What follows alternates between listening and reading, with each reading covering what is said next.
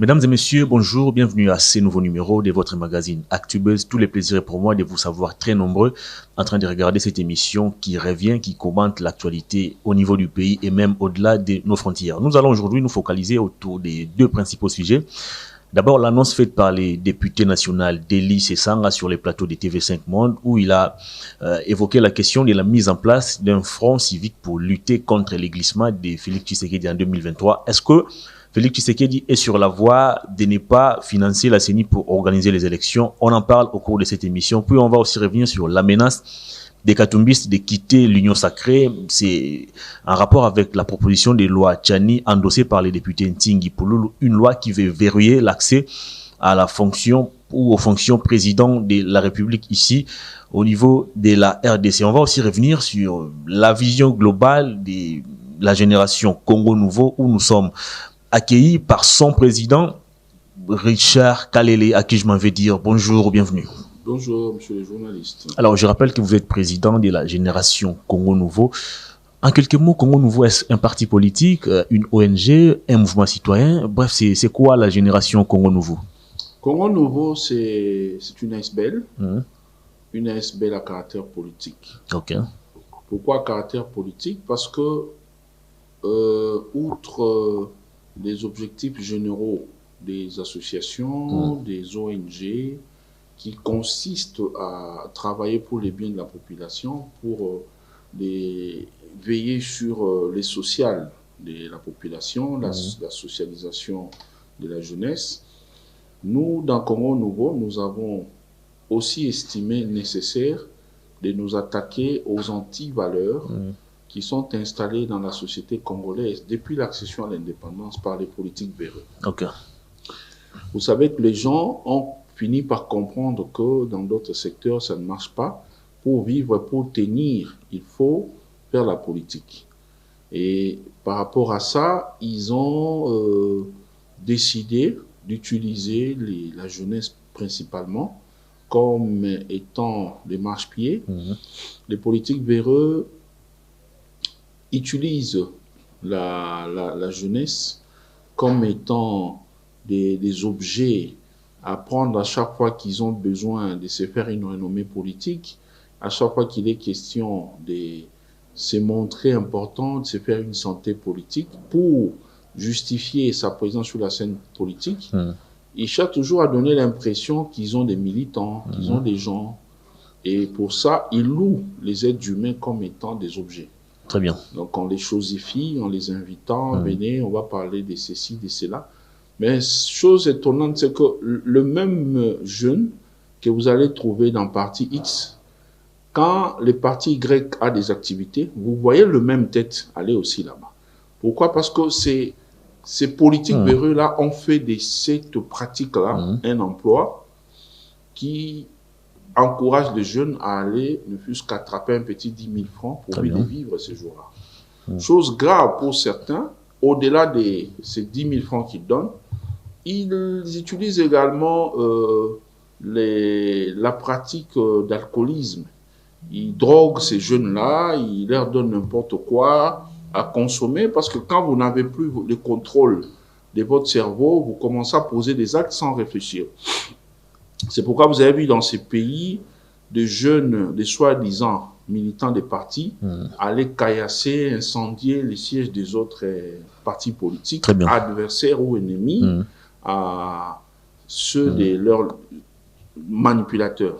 Alors, c'est par rapport à ça, principalement, que nous avons estimé qu'il était nécessaire d'avoir quand même un caractère politique pour combattre ces politiques. Parce que je ne peux pas m'engager à lutter contre, par exemple, un médecin si je ne suis pas dans les terrains qui a trait à la médecine. Donc, quand on parle du caractère politique, c'est parce que nous nous attaquons principalement aux politiques véreux. Donc, nous combattons les antivaleurs. Alors, vous évoquez ici l'instrumentalisation de la jeunesse, et moi, ça me fait penser à notre ancien président Joseph Kabila, qui décriait lui aussi la prolifération des partis politiques en lieu et place de la prolifération des entreprises. Alors, pourquoi qu'Ami Richard Kalele n'a pas songé à mettre en place une entreprise qui peut-être allait responsabiliser ces jeunes qui sont aujourd'hui également dans votre structure politique? Pourquoi vous avez pensé seulement à une aspect politique à lieu place de mettre en place vraiment une entreprise au sens vraiment strict du terme? Bon, d'abord pour commencer, je voudrais ici signaler que, outre mes responsabilités en tant que leader de cette ASBL, je suis entrepreneur et employeur. Ok. Donc, j'ai des petites entreprises de services qui ont embauché des gens qui travaillent. Je n'ai pas des millions, je ne sais pas faire des choses comme c'est le cas avec des politiques véreux là, qui sont des millionnaires, mais qui n'investissent pas au pays. Ou soit, pour ceux, les quelques qui ont peut-être des écoles ici, qui fixent Minerval à des prix exorbitants, qui ne peuvent pas pousser même des hauts cadres congolais à venir inscrire leurs enfants là-bas. Donc, ce n'est pas le cas pour moi. Okay. Moi, c'est avec les moyens du bord que j'ai ces petites entreprises-là qui permettent à nos concitoyens de pouvoir avoir même des miettes, mais qui peuvent leur permettre de tenir pendant 2-3 jours. Très bien. Alors, concernant la même question, je dirais, quoi que j'aille ces 2-3 petites entreprises, je ne peux pas être encouragé à passer outre la création de cet ASBL. Parce que cet ASBL sert d'école. C'est une machine de correction. C'est une machine de transformation qu'on utilise pour permettre aux Congolais de bien comprendre, maîtriser leurs droits et devoirs. Okay. Lorsqu'on maîtrise ce droit et ses devoirs, on fonctionne en tant qu'un être humain à part entière. Mais lorsqu'on les ignore, ça pose problème. Dans la Constitution, ici, il est écrit, à partir du titre 2, il y a le droit, c'est le titre de droit. Les Congolais ont le droit, sont bénéficiaires de plusieurs droits dans ces livres ici. Alors, les politiques véreux se sont arrangés pour ne pas expliquer la Constitution aux Congolais, chose que nous faisons ici, hein, du 1er au 229e article de la Constitution. La GCN s'est engagée à expliquer chaque article par article, donner la définition et expliquer. Très bonne initiative alors. Voilà, c'est ce que nous faisons. Et de ça, grâce à ça, beaucoup de Congolais ont décidé de marcher correctement, conformément à la Constitution. Ils ne peuvent plus se faire manipuler parce qu'on nous a demandé d'aller dans la rue. Non, il y a des lois, il y a des droits et des devoirs, mais leurs applications dépendent également de la loi. Il faut les respecter. Alors, les politiques, pour le besoin de la cause, ils envoient des gens dans la rue sans expliquer le pourquoi de ça. Justement parce qu'ils chosifient les militants occasionnels qu'ils louent pour leurs activités. Ils ne les considèrent pas. Alors, on vous envoie comme ça, moyennant 10 000 à aller faire ce travail-là et puis vous revenez. Chez nous, ce n'est pas le cas. Alors, on ne peut pas avoir 1000 partis politiques dans ces pays alors que nous connaissons que nous sommes principalement socialistes. Nous sommes des gauches. Les Africains, de manière générale, sont des gauches. Parce que même ceux qui se présentent sous la classe politique pour dire je suis libéral, je suis des droites, je suis je ne sais pas quoi, mais au fond, dans les sangs, nous avons... C'est du socialisme. Oui, c'est du socialisme. Très bien. Alors, par rapport à ça, je ne vois pas pourquoi on s'embrouille à créer beaucoup de partis politiques qui sont d'ailleurs qualifiés chez nous comme étant des entreprises politiques privées. Donc, les gens utilisent cela comme étant des partis qui militent pour l'intérêt de la population. Mais nous avons vu ici, de tous ces partis politiques, une fois qu'ils accèdent au pouvoir, ils oublient la population, ils commencent à défendre leurs autorités morales, car grâce au positionnement, ils ont la possibilité de gagner des postes qui leur permettent d'avoir des millions. Très bien. Or, sous Kabila, comme l'impunité était permanente avec la gestion Kabila, une gestion dominée par l'impunité. Vous savez, là où il y a l'impunité, on fait n'importe quoi. C'est comme ça qu'aujourd'hui, même ces collaborateurs se retrouvent avec des cas, on les interpelle en justice, ils commencent à crier que non, c'est une chasse aux sorcières. Non. Lorsque vous étiez en train de commettre des forfaits, c'était parce que votre chef ne vous coinçait pas. Très bien. Alors maintenant qu'il y a une justice, une justice réformée qui commence un peu à essayer à travailler, on commence à vous traquer parce que l'État doit revenir dans ce droit. Quand on parle de l'État, on voit la population. Donc, cette organisation, cette structure consiste principalement à normaliser le fonctionnement de l'homme. Très bien. Alors, rapidement, est-ce que la génération Congo Nouveau est-elle dans l'union sacrée avec Félix Tshisekedi, ou vous êtes dans l'opposition, ou je ne sais pas moi, dans la résistance avec Martin Fayoulou? C'est une organisation à caractère politique, mais qui n'œuvre pas dans la politique active. Okay. C'est-à-dire, nous allons vers les côtés où il y a intérêt du peuple. Donc, nous ne sommes pas là pour accompagner Félix Tshisekedi en tant que leader politique, je ne sais pas quoi, non. Nous les soutenons. Nous soutenons également toutes les institutions et leurs animateurs, mais à condition qu'ils œuvrent dans le sens de soutenir l'intérêt du peuple. Tshisekedi, là où il pose des actes qui rencontrent la satisfaction de la population, la génération Congo Nouveau est avec lui et la génération Congo Nouveau les vante par rapport à ça. Très bien. Partout où nous sentons que non, le président a tapé à côté, nous, puisque nous sommes des légalistes, nous sommes la classe ou la machine des gens transformés, bien éduqués. Très bien. Parce qu'il faut faire la part des choses. Critiquer les actions du gouvernement n'est pas synonyme de manquer du respect au chef de l'État. Ce qui s'est fait malheureusement ici au pays. Il y a beaucoup de soi-disant politiques, politologues, analystes politiques et tout ça, des haineux, très mal éduqués depuis leur toit. Ils sont venus sur la place publique et exposer leur impolitesse. Alors moi, j'ai félicité d'ailleurs Tshisekedi qui fait semblant. Je ne sais pas pour les cas de certains, sous Kabila aussi, qui essaient un peu de supporter. Moi, en tout cas, dans le cas de l'éducation, tu vas au-delà des limites. Je vais t'aider à comprendre que l'État existe. Très bien.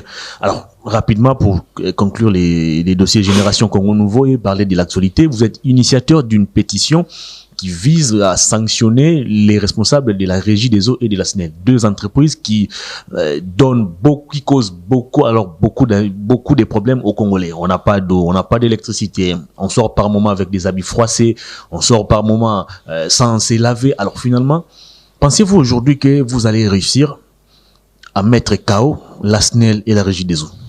Pourquoi pas? Du moment où nous savons tous, le monde entier sait que le peuple gagne toujours. Très bien. Le peuple gagne toujours.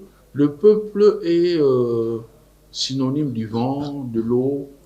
Je ne vois pas un être humain se battre avec l'eau. Je ne vois pas un être humain se battre avec l'électricité. Ça ne se fait pas. Le peuple gagne toujours. La Constitution, dans son article 48, consacre ce droit aux Congolais. On dit que nous avons droit à un logement décent, à l'énergie électrique et à l'eau potable. Mais pour des raisons que seules la SNEL et la Régie des eaux connaissent, nous avons passé plus de 3 décennies dans ces pays, presque sans eau, sans énergie électrique. Alors, ils doivent venir nous expliquer le pourquoi de ces traitements injustes. Pourquoi nous subissons ça? Pourquoi ces deux entreprises de l'État s'hasardent à violer la Constitution de la République? Ils doivent venir nous expliquer. Et bizarrement, aucun député n'a songé à interpeller les mandataires de ces deux entreprises. On m'a laissé entendre qu'un député de la Mouka avait essayé de le faire, mais de quelle manière? Moi, déjà, concernant les députés, je vous dis ici que je désapprouve leur approche dans la gestion de leurs prérogatives. Nous sommes abandonnés, le peuple congolais est abandonné. Les députés qui sont actuellement au Parlement, moi je dis, mais franchement, je sais pas. Il y a des commerçants, il y a je sais pas quoi, des gens qui ont quitté parce qu'ils n'avaient plus d'emploi là où ils étaient. Ils travaillaient dans quelle entreprise, habitués à manipuler les billets verts, il ne les a plus. Alors, ils ont essayé il y en a qui ont essayé de faire des économies, aller un peu amadouer la population, comme c'est le cas. La population est tellement désespérée que lorsque quelqu'un se pointe en vous criant avec un petit pain, des forages d'eau, déjà des forages d'eau, c'est pas leur rôle de les faire. Moi, avec les temps, nous allons faire une proposition pour interdire tout ça. C'est une sorte de corruption. On corrompt la population. Comme la population est désespérée, elle se laisse faire, chose qui n'est pas normale. Alors, vous avez déjà atteint combien de signatures par rapport à votre pétition? Oui, nous sommes en train d'avancer. Nous avançons. Tout le monde se sent concerné, y compris les journalistes, et même lorsqu'ils viennent ici pour des interviews irrélatives, ils signent tout de suite. Nous avons les appels de partout. Les pétitions sont larguées partout à travers les pays. Et mes collaborateurs me diront, ils me feront rapport d'ici le week-end. Mais au 3e jour du lancement, nous étions déjà à 23 000 quelque chose. Donc, l'objectif, c'est quoi? La SNEL et la Régie des eaux doivent venir justifier la violation de la Constitution qu'on observe de leur part depuis plusieurs décennies. Ça, c'est des 1. Et lorsqu'ils auront à fournir les explications, puisqu'ils ne vont pas gagner le peuple va gagner et nous allons exiger des dommages et intérêts.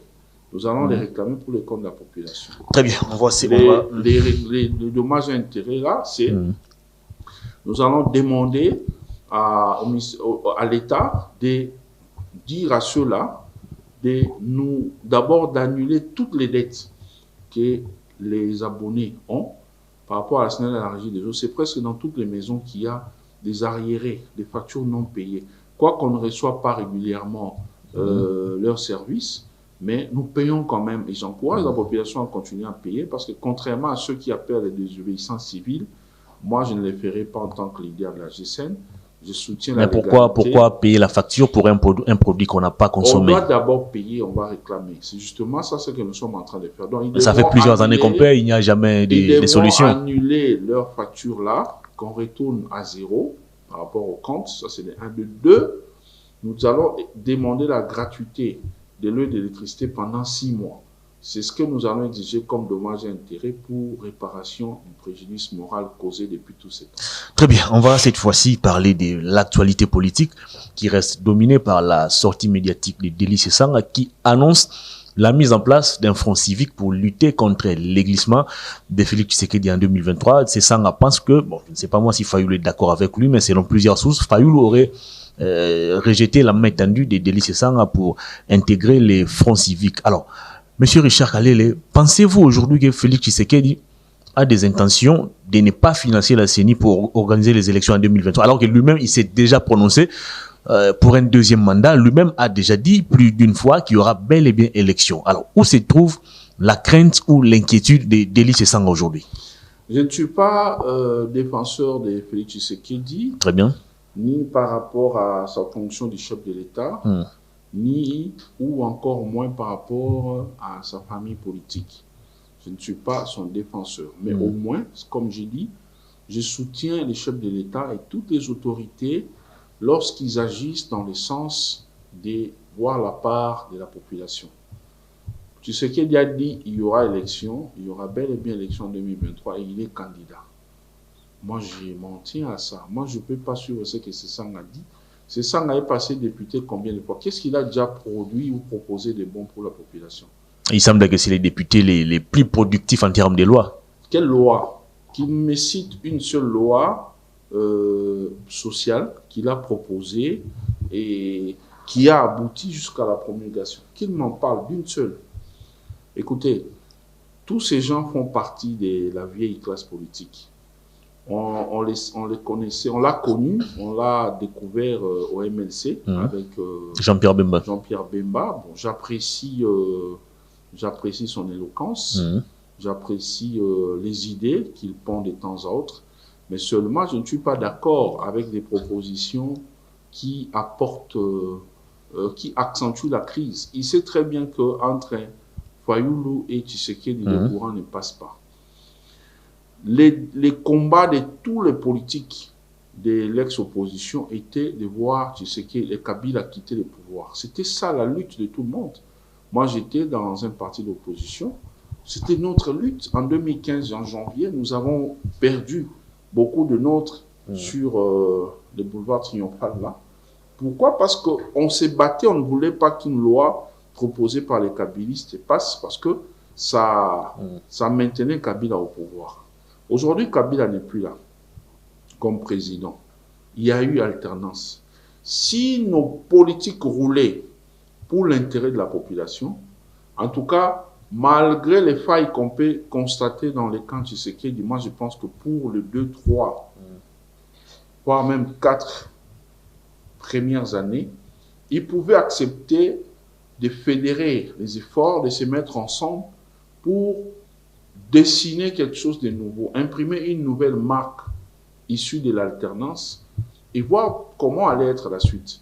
Mais lorsque eux vont encore vers celui qui est un radical comme Fayoulou, qui ne veut pas admettre, qui ne veut pas accepter, qui ne veut pas reconnaître, accepter la situation actuelle et que 2018, la page 2018 a déjà été tournée, alors là, c'est chercher encore à mettre de l'huile dans le feu. Parce que quand lui va aller, on savait qu'il était dans les camps Tshisekedi où il était d'abord dans la Mouka avec les 7 leaders. Alors, les comportements là... Il a battu campagne pour Félix Tshisekedi. Moi, personnellement, je ne suis pas content de ça. Il est vrai que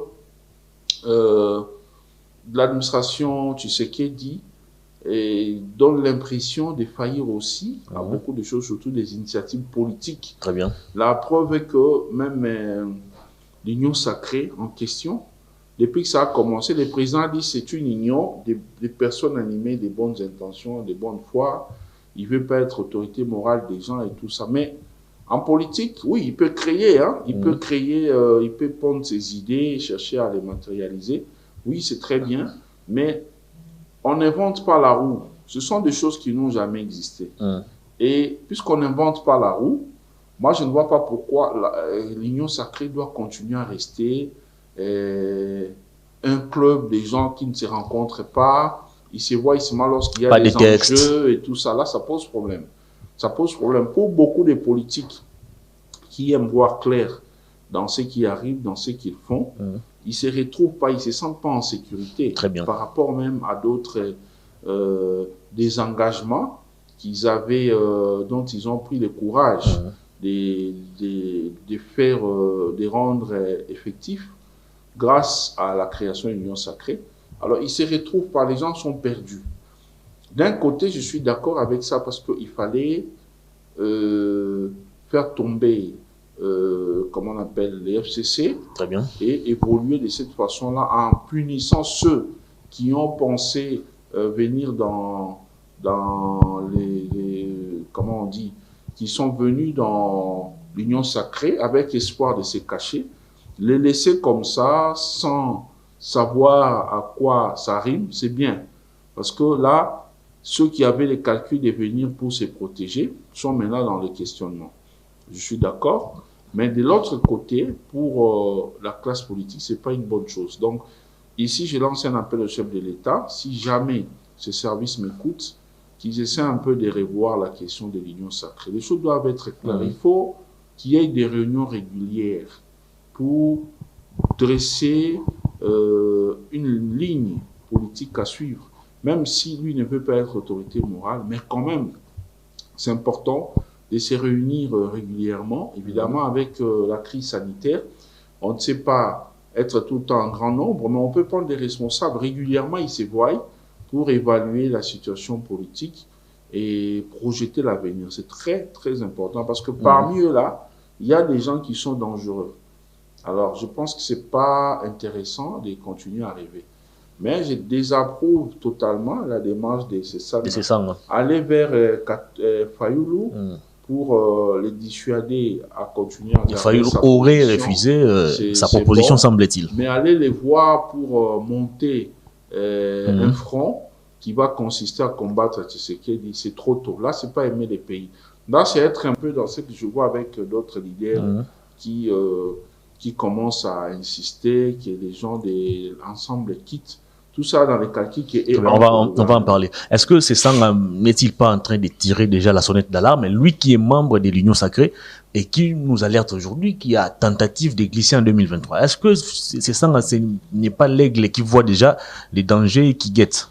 Non, nous sommes au cinquième, comment on dit, au troisième, à la troisième année, je crois, du mandat de Félix Tshisekedi.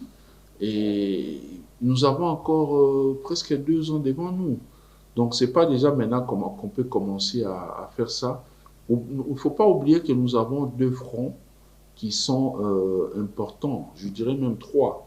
Nous avons celui lié à l'insécurité de l'Est.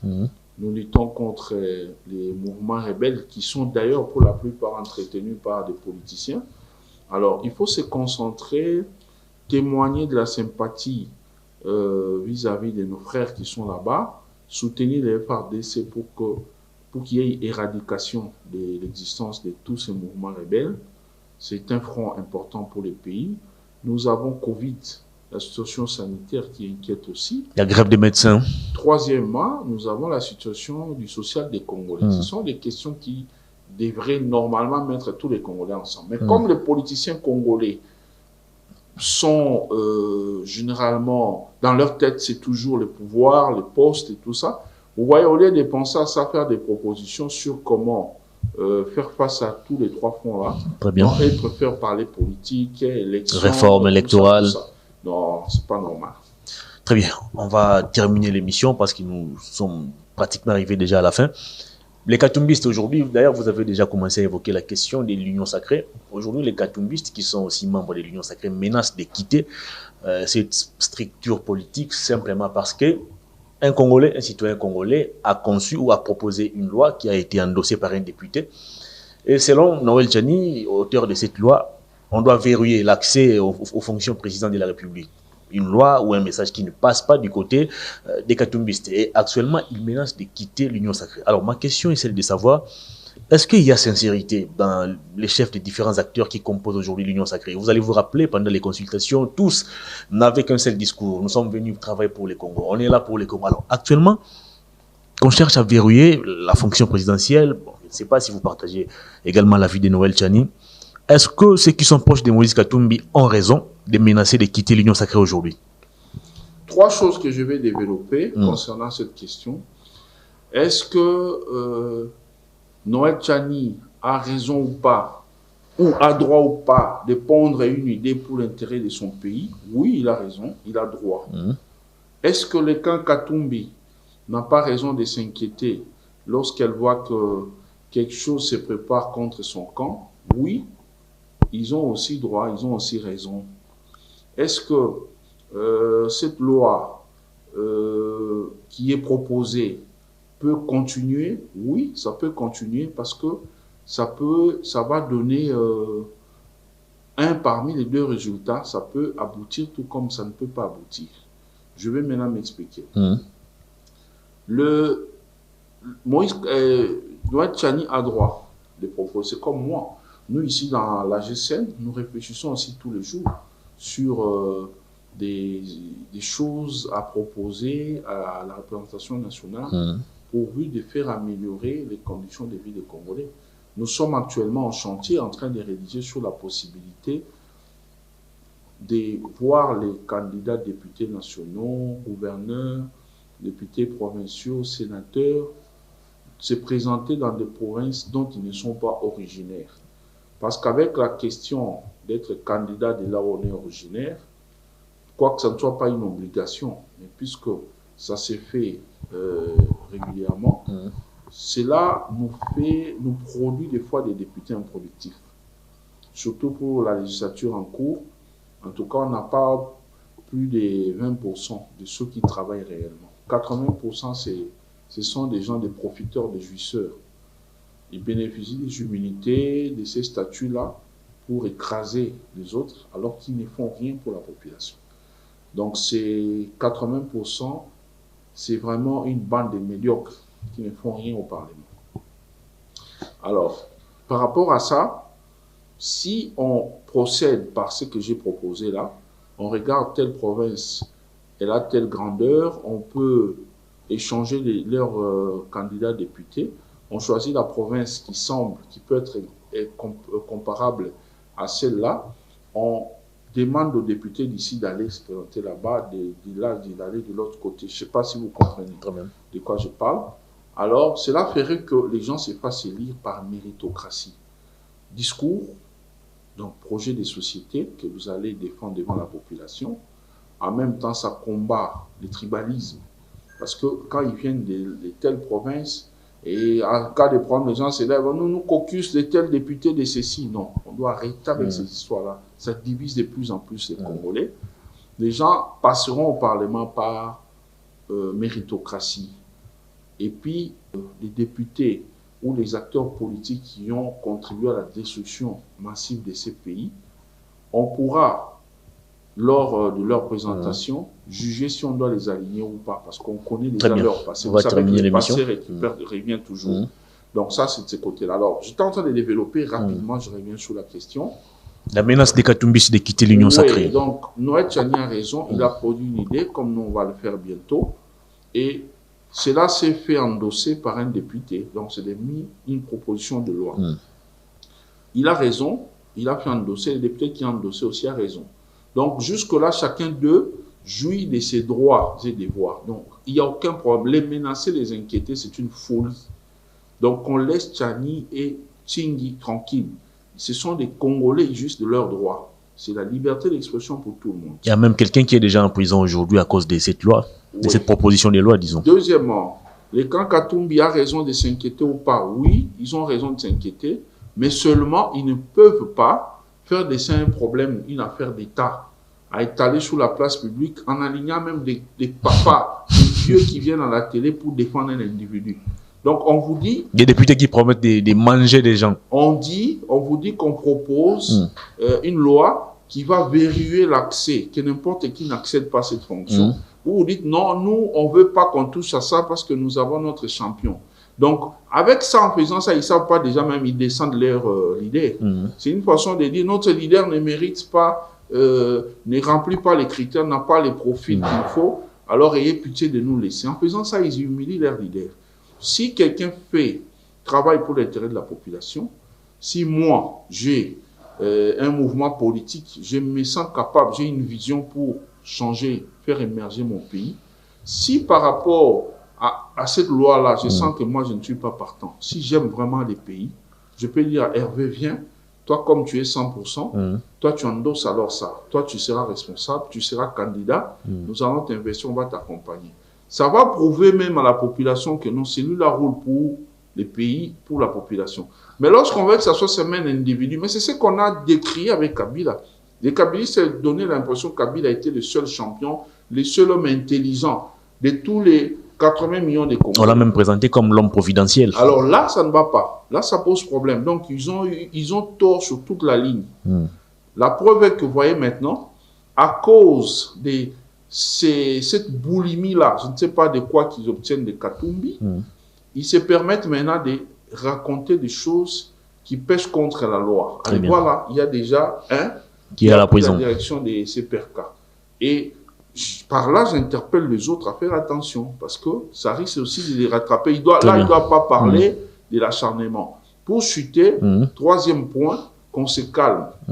Les députés et Tchani ont agi dans le droit ou par rapport à la Constitution, il n'y a aucun problème. Donc les députés d'ensemble aussi se battent au niveau de l'Assemblée nationale. Cette histoire peut aboutir si la majorité des députés estiment que c'est bon. Ça va aboutir.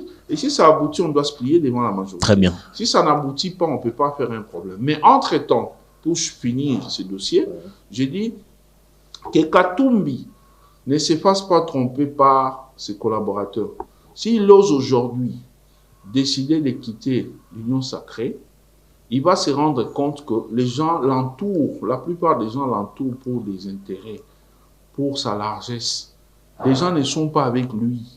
Donc si aujourd'hui il ose faire ça, il va subir les sorts des caméras, c'est-à-dire il verra des gens accepter de rester travailler. Parce qu'il y a des gens qui les suivent pour des intérêts.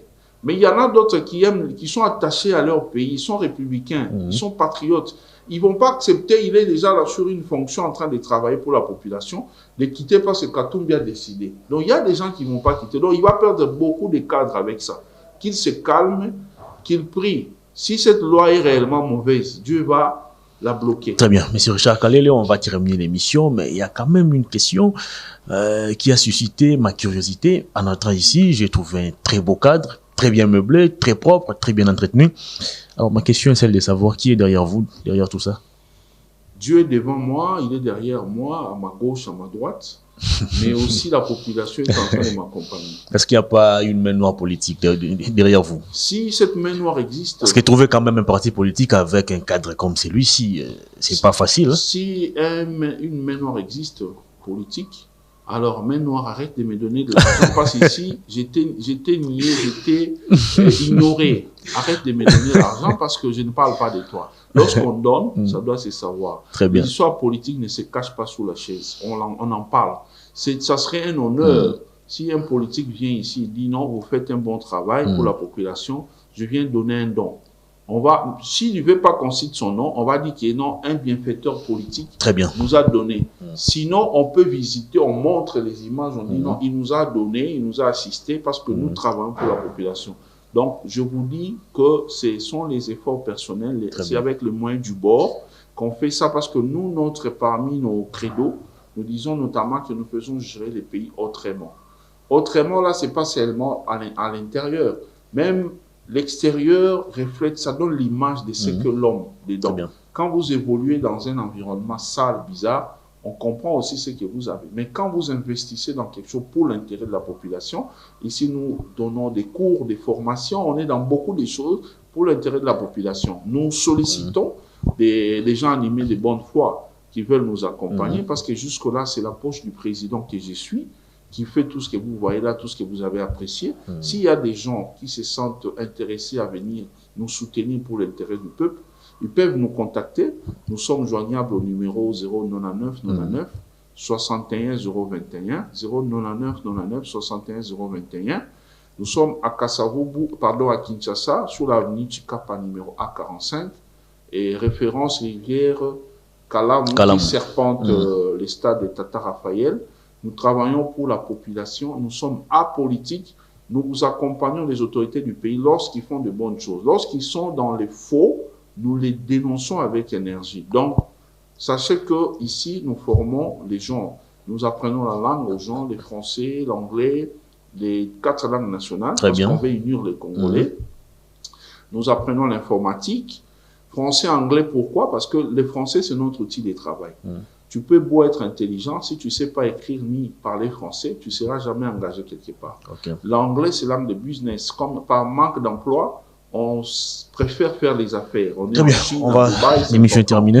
En dehors de ça, il y a beaucoup d'autres formations, des métiers. Nous récupérons les jeunes. Donc, nous sommes un peu dans beaucoup de choses. Les jours où vous aurez le temps, nous allons élaborer une émission. Avec plaisir. Avec plaisir. De ça, et là, on vous montrera même des images. Avec plaisir, monsieur Richard Kalele. Merci encore une fois de plus de votre disponibilité. Merci, c'est moi qui vous remercie. Très bien, on va revenir très prochainement lorsqu'il s'agira d'évoquer d'autres questions. C'est moi. Fin de cette émission. À toutes et à tous, merci de l'avoir suivi. Au revoir.